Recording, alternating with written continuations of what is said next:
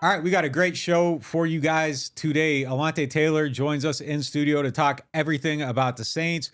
We discuss what players need to make the leap this season for the team to take the next step towards its goals of making the playoffs and potentially doing a whole lot more. And we break down what we're going to be looking for in the upcoming OTA. We are presented by PJ's Coffee and coming to you from the Better Call BADEAUX podcast studio. So if you're starting your day, you need a pick-me-up, make sure you go hit up a PJ's. They are located all throughout the city. They got the best drinks, if you ask me. So go in there and check them out. And if you need legal help with any of the following: car wrecks, offshore injuries, 18-wheeler collisions, Maritime Jones Act, hurricane and storm claims, you better call BADEAUX at 504-323-7777 or 985-303-7777 for your free consultation and case review. BADEAUXlaw.com. And go out to your favorite store, bar, restaurant, and get a bottle of Ponchatoula Strawberry Whiskey. That is an 86 proof blend of aged wheat bourbon, American light whiskey, and fresh Ponchatoula strawberries. It is not for the thin skinned. And check out Ideal Market. They have some of the best food in the whole entire city. They got hot plates that are better than a lot of restaurants, and they got all of your groceries all throughout their various locations in the city. So check them out. They have a customer service center that is unrivaled by anyone. So if you need to cash a check or send money, they can take care of you with that as well. And last but not least, while you're out and about, check out Firehouse Subs, Veteran Boulevard location. Great people doing great things for the community. Go check them out. All right, let's get into the show.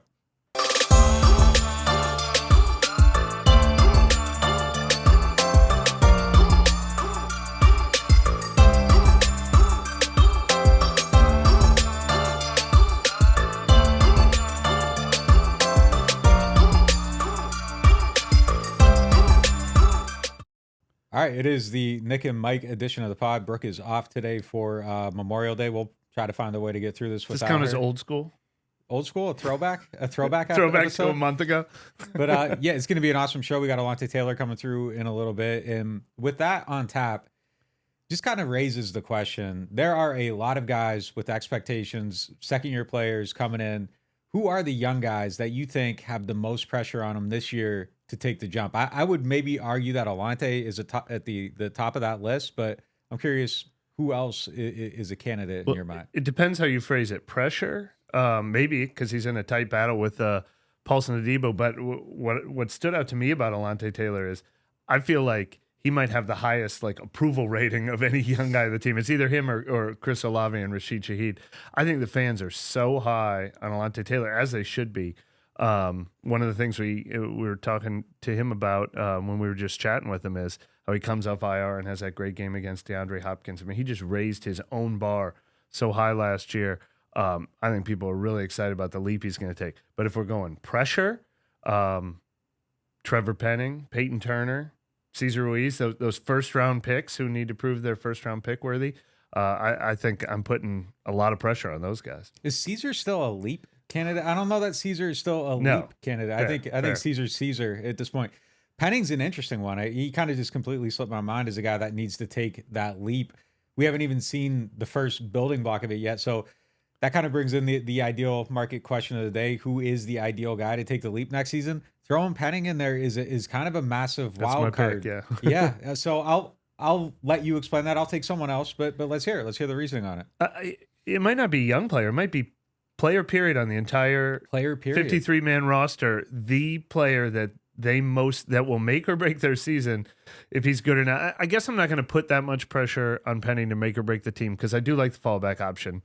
We know what you can get from James Hurst. He's a good, solid fallback option who they've trusted for a long time now. But if Penning is special, if that offensive line in general is special because he's truly a first-round talent who can build off of what he saw, and even more importantly, he just needs to be a part of the team. I'm so worried by the nature of the 2 injuries, 2 foot injuries for a guy that is just gigantic. If he can be a legitimate above average starting left tackle, I think that puts maybe Michael Thomas is the only name I'd put above him as someone who if he's healthy and special could make this team that much better. He might be the guy. I'm trying to think. Peyton Turner's the other guy I had listed right underneath him for different reasons. He's not a leap candidate for me, though. At this point, he's another guy that's just kind of, he's in that Cesar Ruiz basket of just be good. I'm not expecting him. I don't even think it's fair to say the leap. Like for me, like the leap is Alontae Taylor, Chris Olave, those guys like that did something, and now they're getting better in year 2. Turner's beyond like the potential point. It's make good on something. Like the expiration date on that has passed for me.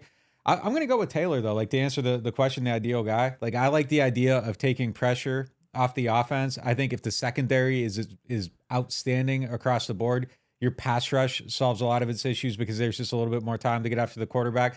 I think that secondary being what they can be with all the investment they have in it too. If all those guys step up and they play to it, I think your whole entire team becomes a lot better. And I think if he's that good as we think he is, I think it just creates a lot of opportunities. I think there's going to be more turnover opportunities. Sacks start coming. So I like maybe not putting everything on Derek Carr's back. And the only way that's not going to happen is if that secondary is better, because I'm not counting on the front to be the group that changes everything for everybody. I don't think they have the players there. I don't think Peyton Turner's gonna, I got to see it at this point. So, I want to take this question one step back though, because we just glossed over him, and it weren't the names I listed too. Like I wrote Penning, I wrote Peyton Turner. Taylor was the reason we brought up the subject. Like I wrote DeMarco Jackson in here as a guy to mention, like taking up, but we're brushing past Olave and Shaheed. Is that because we just think it's a given that Olave is going to be one of the 3 best players on the team next year and Shaheed is going to be a solid starter? Are we too confident in those guys? Well, I guess my thing with Olave is that if he just maintains, I think they're fine. Like he was a 1,000-yard receiver last year in 15 games, right? He only played in 15 games. I think that's right. So, I mean, I thought he had a pretty good season. Might have been 16. If he takes the jump, I mean, that's massive. I think that they're like, if Chris takes the leap, like they're still really good at that position. If a Taylor takes the leap at that position, I think it changes the secondary as a whole. And look, that's not to shortchange Olave. Like I think it would change the passing offense a little bit too. But I think if I had to go out of the 2 and it's like one of these guys maintains and one takes the leap, I would rather have Olave maintain and Taylor take the leap, because I think that there's so much more room there for that group to get better with him kind of taking that next step. Whereas I think Olave started at the beginning. But look, to define the conversation though, like for guys, when we're talking about the leap, like I got to see where you're jumping from. I don't see where Peyton Turner's jumping from. So I'm taking him out of the equation. Penning, I can still see like the starting point of the draft pick. He didn't really play much last year. I can see where he's jumping from. Cesar Ruiz is way beyond the jump point. So like, it's got to be guys that I think like have that potential bubble still. I don't know that Peyton Turner has that for me anymore. It's just kind of evaporated a little bit. I don't know.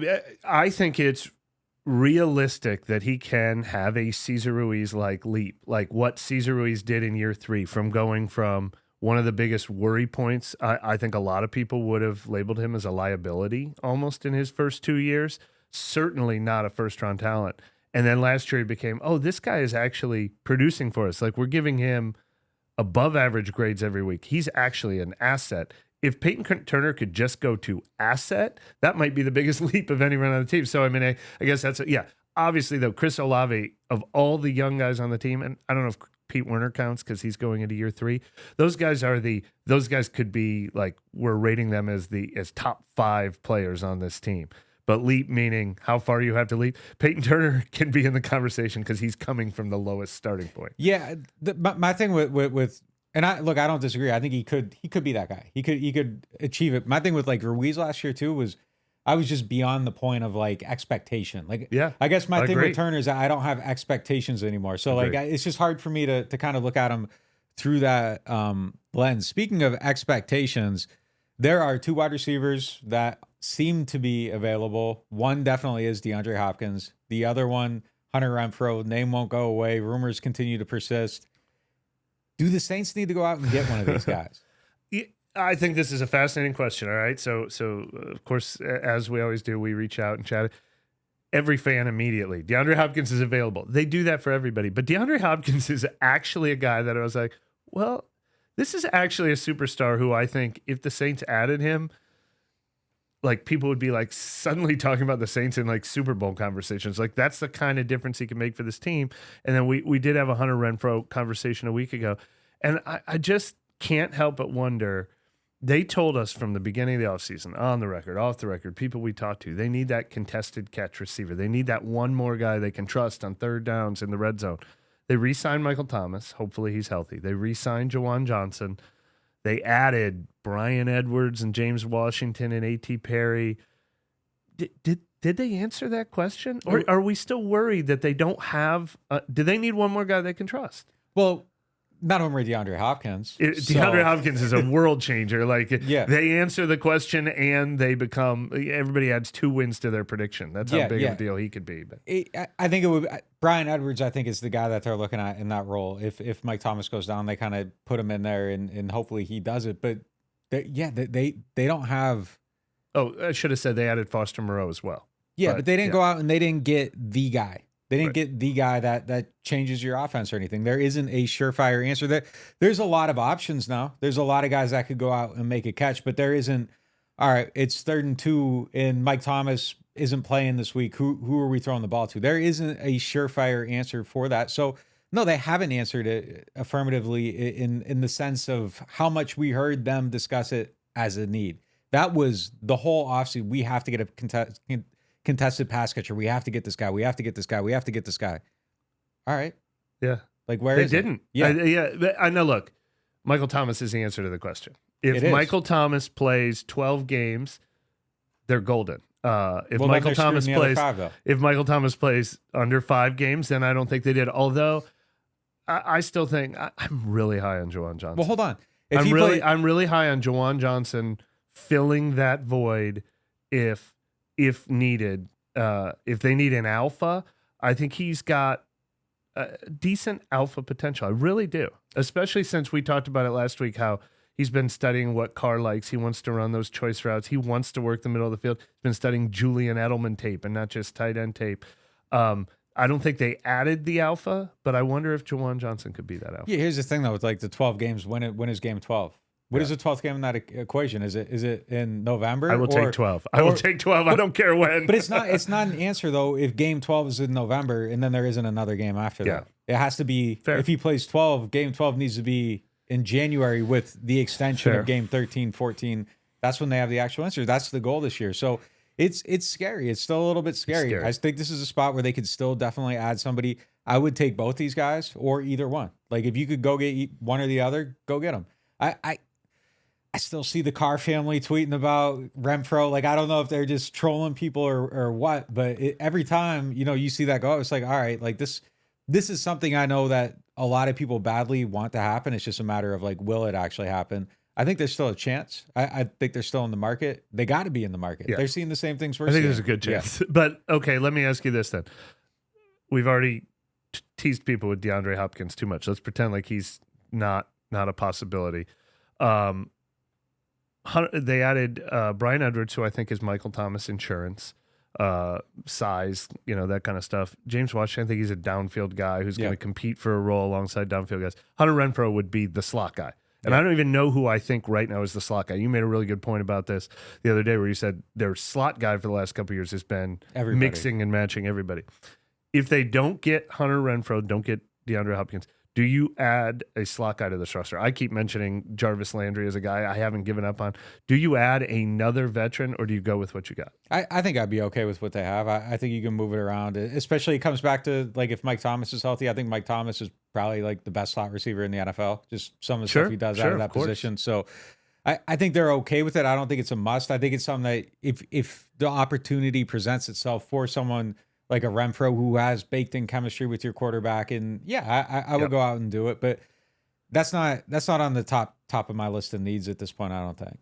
Makes sense. Makes sense. And all right. So last thing we got before we bring in Alontae, we got the OTAs coming back up. We're going to be back out there tomorrow. Yep. We see probably like 14% of what we need to see in one practice. There's 90 guys out there. Every time I come off the field, I'm like, damn, I wish I would have got a better look at him, and him. Yeah. Who's maybe guy top of your list that you felt like you went out there and maybe didn't see enough of that you're excited to see this week? Yeah, I mean, the two I really want to watch are Brian Brzee and Isaiah Foskey because I didn't see much of them at all. I didn't watch their position group, and then there were only so many team snaps, and then there were only so many team snaps with those guys in it. So I think strategy-wise, I'm going to probably stand on the different side of the field and watch a lot of Brzee and Foskey. I know that I'm, I'll tell you the day that we're going to look forward to. Was it usually the 4th or 5th day of training camp when they put the pads on and they do one-on-ones? Yep. Offensive lineman versus defensive lineman. I'm really excited about that. But just because I really want to have some opinions on those guys. I think I'm gonna eagle eye those guys tomorrow. I got 3 things on my list. Yeah. Number 1, safety depth. Jordan Howden is a name that keeps coming up. Yeah, people are excited about him. I want to get a better look at him. A few times we did see him. I was impressed. I was impressed with him at rookie camp. I mentioned him after that on that podcast. But I want to get just where is he stacking up? Who's he playing ahead? How's he moving? Who's he working with? How does everything look? And look, Abram and Lonnie Smith are 2 guys that I just didn't get a good enough look at the last practice. It was Derek Carr day for very first practice, new quarterback. Your eyes are going to kind of shift to the offense a little bit. So I just want to see all these guys and kind of just get an early gauge on what that battle's looking at. Like, I want to see Shaq Davis, the wide receiver, a little more. He's caught my eye a few times. He just moves crazy. Like, I want to see more of him. Like, is he actually good, or is he just a big guy who moves well? Like, I need to have a better evaluation of him. You mentioned my other one, so I'll just throw in my last guy. You mentioned him a minute ago, and I feel like I didn't really see him last week in practice. Washington, like, is he competing? Is he in that mix? So there's a lot of stuff we need to get our eyes on. DTDN, it's tough. I don't know that we're going to see anything real. I'm going to watch them, and this is what I'm going to say. They moved well. They moved well. Yeah, he carries himself well. But you know who else carries himself well? Alontae Taylor, Saints cornerback. We bring him in now. Thanks for coming in, man. Of course, man. Appreciate y'all having me. Yeah, thanks for coming. Look, what a difference from a year ago. Expectations, I think, for you are through the roof. We were just talking about, I'm not sure if expectations among the fan base are higher for any young player on this team. That's so much different than last year when I feel like you were a little under the radar coming in here. How do you feel that difference, and how do you approach it? I guess more so understanding what I did last year and kind of having to do better than that. And so just approach of it, I really just focus on those small details that I need to work on. But I don't let it like push me too much, and I have good vets as well who's kind of let me understand it now, like in OTA, just like the first week, like these are these expectations, but understand like you just go out there and play ball. So yeah. What was your main focus this offseason, just as far as things you've been working on? And really like just get my hands on the ball, kind of that hand-to-hand combat when it comes to interceptions. I kind of been telling myself since watching tape, I feel like I could have been in that conversation with Sauce and Woolen if I would have just had some interceptions. You think about the PBUs, the tackles. So just understanding, like just really doing a lot of hand stuff, working on catching the football and understanding route concepts.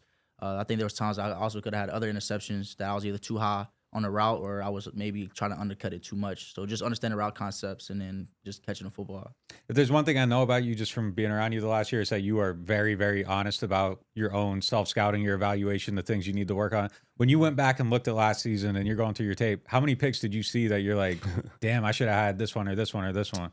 I probably left about five, 6 picks. And those were obviously the PBUs would have went down because those would have been interceptions, but that's even better. And I could have had a pick 6, man. So difficult to watch, but then, you know, all the guys are telling me now, like, you can't do nothing about it now. So just move forward. And, you know, next year I'm kind of feeling more comfortable within the defense and more confident. So I'll be able to, like, see those things. I feel like I'll make a lot of plays.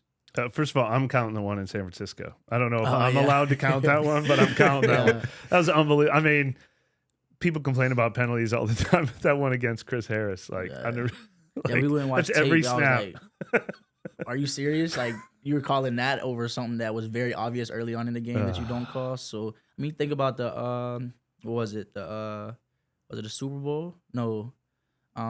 Oh yeah, the game to get, was it the Chiefs to get in? Yeah. Or was it or was it the actual Super Bowl? Where they made that they threw that flag People on was it Juju? I think he was a receiver, I believe. Yeah, it was the actual Super Bowl. Yeah. Golly. So you make that call, and the whole game has been holding, there's been push-offs. Yeah. And at the time that it counts, you make a call like that. You live in a tough world. Well, all right, you said confidence. You're wearing it. Number one. And I know you wear that with pride, but I know you've already heard about it from your teammates because just talking to guys in the locker room, Tyron tells me, he goes, I told him he looks taller in number one. and then Bradley Roby, though, he in a serious way, he said he remembers switching to number one at Ohio State. He said, that means something. That means it's time to bring it. Yeah. You know, coming in, I obviously wanted a single digit number. But as a rookie, you kind of get like whatever's like available at the time. And so 27 was like the best number. And then coming into this year, when I found out 0 was open, I was like, I'm gonna get 0. Yeah. And then Tyron was trying to get 1 at the time, and then he ended up not getting it. And so I ended up getting it. But I always wanted to wear 2 because that's what I wore in college. But as I know, Jameis got it now, and if Chris ever can get it, Chris is going to get it just because at O State he wore 2. But yeah, 1 means a lot to me. The deeper meaning of it is one reason. I always say one reason for my grandma, me and my cousin. So my grandma is kind of like that representation and the reason why I really wanted to either go to 0 or 1. But yeah, Tyron told me I look tall, and then everybody else told me like you got to make plays. You wear that 1, and that's nothing new to me. So well, talk about that group in general. I think it means something. I've noticed that a lot of guys are here, especially Tyron, Marcus May, Bradley Roby, all from the beginning. You guys have been working out together, and it was a different lineup every week last year. So how much of a difference, and how much have you guys actually talked about wanting to build that chemistry, camaraderie from the jump this year? We talked about it a little bit. I feel like during this time is really when you can build that. But I kind of understand, like, the vets, maybe some come, maybe some don't as far as like voluntary workouts. But to see Tyron at every single workout this past offseason, Tyron's really kind of been like that big brother for me, really like my vet, I guess you could say. And so seeing that, he's going into year 11 now. So you see that as a rookie or going into year 2, and it's like these things matter. And so being a leader at Tennessee and trying to become a leader in our defensive back room, I want to make sure that I don't care. Like, okay, I know last year was maybe different coming in new, but now like I understand everybody understands me. So trying to take over that leadership role in our room, just kind of off the things Tyron's already taught me, but then also the leadership skills that I've already had coming into it. But we're going to go through OTAs. The guys who are here, we're going to continue to build that. And then guys who aren't is just going to come in like family whenever vet camp comes. And I think 3 days is good enough to kind of get it going a little bit. We kind of get a break after that. But, once you get a DB room real tight where we can correct each other and guys can take criticism from each other and understand that it's coming from a good place, I think when we get to that level, we can be very successful. And I feel like we can do that this upcoming year. Do you feel like continuity making a difference already, just knowing each other? Last year, everybody was kind of new and trying to probably figure each other out, like right around the sun. Yeah, I feel like our DB room hasn't changed a whole lot. I mean, we got some new faces in the building, but those guys who've been in the league, guys who've made plays and had success with it. So I feel like they understand like what a DB room should be like or what it could be like. And so, guys, we love each other. We're working out every day. We're competing. Guys are showing love to each other. Nobody's hating on one another. So it's already starting, and that's what I like to see just as a young guy, but seeing like my older guys accepting me and guys who just came in too. So, yeah. And just speaking of that growth, we were talking last week just about some of the work you're doing, studying offenses and just figuring things out from that aspect so that the game slows down a little bit. Can you just talk about that process a little bit? Just trying to up that mental aspect? Yeah. First, it comes with like a lot of tape. I think this offseason, I learned that maybe I should stay away from football whenever we get a true break. But I really wanted to understand like where my weaknesses were and where I could have actually made a better impact on the game. And so I just been watching a lot of tape just on route concepts, like understanding, where they are on the numbers, understanding like depth and things like that. And Marshawn, there was a lot of times where we would come to the sideline when he was hurt and he would be like, hey, Tay, like when they lean in, they doing this and they doing that. And he was kind of like trying to teach me on the fly. I started to pick it up, but now that I've had a whole offseason where I've actually watched like certain routes and understand breaking points and understanding tempos of releases for like the receivers, those things I understand. So like the game is already slowed down for me, and I'm kind of seeing that in OTAs already. So I feel like that work that I put in so far, just off of just tape study, is starting to kind of show. And once we go through rest OTAs, vet camp, and then we come back for camp, I think I'll be where I need to be as far as be able to make those plays and understand what's going on in the game and not just playing defensive football and just kind of playing off my athletic ability. Hold up. So Marshawn's that guy? Because like to us, it just kind of seems like he's just this like ultra talented, quiet guy. Like he's the guy that's like noticing the nuances and pointing that stuff out. Yeah. Like a lot of people like see Sean in a different way. But Sean, one of those guys that, if you can play ball, you can play ball. And so he coaches me up on the sideline, wearing practices and stuff. I watch his technique. I watch how he's doing certain things. I question him, like, what you seen here, what you seen there. I actually hit him up a couple weeks ago, and I was like, what are you working on this offseason? And, he kind of told me what he was working on. And and he just told me like I can hit him up whenever, like whatever questions I got, whatever it may be. Like he's like, "You my little bro," and so that means a lot to me coming from one of the best in the game. So yeah, like Marshawn, he coaches up. You know, he sees things, helps guys out. There was never one time where he was just leaving me out there to dry. You know, he was telling me what I was seeing, telling me when I was doing good, correcting me on certain things. So Sean's different than what everybody kind of sees in like within like the DB room, right? It's like I said, we're trying to get real tight and close, and he's one of those guys that get close with us. He just seems so talented that it just feels like he could just pull up and just go shut No, someone down. he could definitely do that. Yeah. He could definitely do that. We see it in practice all the time. You know, he'll be out there making some plays and stuff like that. But when you get to a game, it's like he just turns into a whole different type of player. But he's one of those rare guys that can just go out there, probably not even stretch, and just go out there and ball, no matter who he's going against. So, but he watches tape. You know what I'm saying? He take notes. He does all that stuff. You do see the rise out of him though when there's some people he goes against that light a little bit more fire. Yeah, facts. I was going to ask you about your relationship then with Paulson Adebo because it's an interesting situation. I mean, you guys are kind of battling for one spot. I know at DB they can move you guys around or whatever. How have you guys handled that? Two young guys working together in that group. Yeah, when I came in, me and Paulson really like connected like glue. He's the guy that loves to work and does a lot of like extra work on the side, and so we started doing that as soon as I got in. And I think it was one day, it was like the playoffs, and he had some DBs come over to the house. And I went over there, and we were just talking. And it was like at the end of the day, like, you're always competing for a job every single day. And he was like, yeah, we're going to love each other, be friends, be buddies. But we also know, like, what's that risk? Like, this is how we pay our bills. So we have we have a really good relationship off the field, and we also have a good relationship on the field. So we just compete every day. And I always say, like, let the best man win. But at the end of the day, we all want to play. So if that means we can all three be on the field at the same time, then let's find a way to put us all three on the field at the same time. But if not, then let the coaches make the decision at the end of the day. But never no hate, no shame, none of that. Just let the best man win. And so we go to practice every day and compete. Obvious question then. You want to win that other outside job, but people have talked about your ability to compete in the slot. How are you going to approach that this year? Will you cross train and try to take reps in the slot as just in case, or it's solely focusing on that outside job? I took a few reps this past week in the nickel a little bit. So we'll just see how that goes. Never played it, so it's kind of new to me. So making some mistakes now, but I'm an athlete. I always do say that I'm a corner, and you kind of get that. Oh, I'm a DB. I can play corner, nickel, and safety, but I don't know a lot of safeties who can go down and play corner.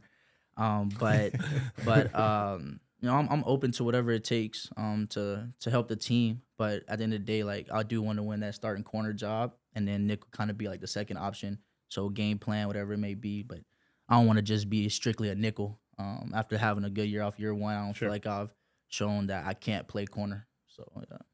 I think one of the things that stands out watching you play is just kind of your passion for the game. And DA mentioned it a lot of times last year. Every time we talked to him, almost about how he wanted everybody to play a little bit more like you. Where does that come from?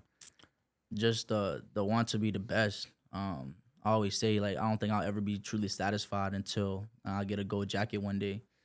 So I feel like if I go out there and I don't play my best, then I'm kind of cheating myself. But I also feel like I'm cheating God.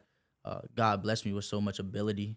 Coming from a small town to make it to where I'm at now, like, I didn't do that by myself. I had a village, but then like God blessed me with so many good people around me. So if I go out there and I don't play to the best of my ability and I don't play for him, I feel like I'm cheating him, and I'm not taking advantage of the opportunities that are in front of me, and I'm not being able to show like the younger kids what can happen. And so I try to just play every single play like it's my last in a way. But I don't know no other way to play. I feel like that was something that I had to learn in practice too. In college, you kind of go full pads a lot. You kind of go in full speed a lot. Obviously not going to the ground, but in the NFL, it's the same way, but understanding like control and, being able to not go full out like you're in a game, being able to save that till Sunday. So I had to learn that. And so now that I know how to practice the right way, I can save that passion and that energy come Sundays now. Gold jacket's the ultimate goal. What's the goal for 23? Man, Super Bowl. Not so much excited or big on like my personal goals. We just want to win a Super Bowl. year 2 to be able to have that type of story. I have some friends with the Chiefs who got to win a Super Bowl as a rookie. So that's the story that they'll be able to tell. But overall goal is to win the Super Bowl, and obviously like win a division for sure. You feel like you guys got the team that can get that done? I think we got the team. I feel like we just got to mold together now. You know, we got a good quarterback in the room. We got some new changes as far as like coaches and things like that. But I think everybody buys in to the system, and everyone buys into what the coaches are wanting us to do. I feel like we'll be just fine. We have the athletes, we have the smarts, we have the vets, like we have the right people leading us. So now we just gotta go out there and attack every day like we're supposed to. And I feel like you can't set yourself short and kind of be like, we can win this many games, but I don't know about these. You got to go out there like we can win every single game, and then go to the Super Bowl undefeated. So, like I said, just everybody got to buy in, and once everybody buys in, and every position group buys into each other, when you go out there and compete every single day, like you have great DBs, great receivers, D-line, O-line, backers, running backs. Everybody goes out and can practice and competes the right way. You're practicing against other Super Bowl type of teams on the offensive side of the ball. So yeah. What stands out about the how smooth has the transition been to a new coaching staff, and what you got a new DB coach, and then I also assume the new defensive coordinator Joe Woods has been pretty hands-on. That's kind of his background as a secondary. So what stood out about that transition? I feel like I'm really, so in college I had 3 different DB coaches. And then my senior year I had a whole new coaching staff. So I feel like new coaches isn't nothing new to me. When everything was happening during the offseason, I wasn't like, dang, now I got to learn a different technique, or now I got to learn different terminology. Like Coach DA is still the head coach, so he's still basically the D coordinator as far as play calls go. And so the defensive playbook's the same. But as far as learning new techniques, like Coach Woods is really, really big on technique. So we do a lot of like technique things at practice. Some of it I've done before, some of it I haven't. But being an athlete, you should be able to adapt to whatever it is and go out there and play football. Come Sunday, you don't want to be a robot though, right? So you practice these things, you try to do it the best way you can, and you just got a toolbox that's just really big. So you go coach to coach to coach, you probably learn 12 different techniques. So now the receiver don't know what you're going to play, how you're going to play it. So it's a positive to that. But the transition has been smooth. Like, I think the biggest thing is just the coaches understanding us, but us also understanding the coaches and what they want. But then at the end of the day, like we go out there and play. So we talk about the room, talk about the DB room, talk about your specific position room. Gotta like build that standard and what that looks like, and then the coaches meet you halfway and you meet the coaches halfway. Being an athlete, that's a perfect transition. You're built for this. Quarterback in high school, receiver when you started college. All right, so you're a quarterback going against Alontae Taylor. What do you got to look out for? Quarterback, understand that the deep ball is not going to be there. All right, hold up. Why can nobody beat you deep? So it's just one is our way we kind of play a little bit. You want to kind of stay on top sometimes, but I'm fast, man, and I kind of talk about that confidence and understanding how fast you really are. And I kind of heard some stuff that's like, how do you not know that you're fast, right? I've always known I was fast, but how fast? I don't know. Like I haven't truly ran a 40. I've never done technique on 40s and stuff like that. But you get to the game speed's different, right? You're not just running in a straight line with, nothing on basically. So on the field, I just have that confidence that there's not many people that's just going to blow by me. So if you see me get beat deep, it has to do with something with technique at the line of scrimmage. But nobody's just going to flat out just run past me. So first thing I'm looking at is like, okay, the deep ball is not going to be there. So now understanding that with myself, I got to work on my transitions. And that's something that me and my DB trainer is working on as well, getting in and out of my breaks. Because if God can get my hips open, maybe I'm kind of stiff at times. So maybe I'm fluid at times. So that's the first thing I understand. The deep ball is not going to be there. So we got to work them in a whole different way. So if someone beats you, you can go back, figure out why, and it's not going to happen again. Yeah, it's simple. I can't say it's never going to happen again, though. Well, yeah. Just because technique is one of those things where you see a formation, you kind of expecting certain routes, and you might do something different in the technique, and it might not be the right route. And so the technique was wrong, and so now you got beat. But I always feel like no matter how fast, how slow, if you use technique, you're going to win a lot of the times. And receivers will say the same thing. Like if they don't run the right routes, if they don't get in and out of their breaks, a DB could have a terrible rep.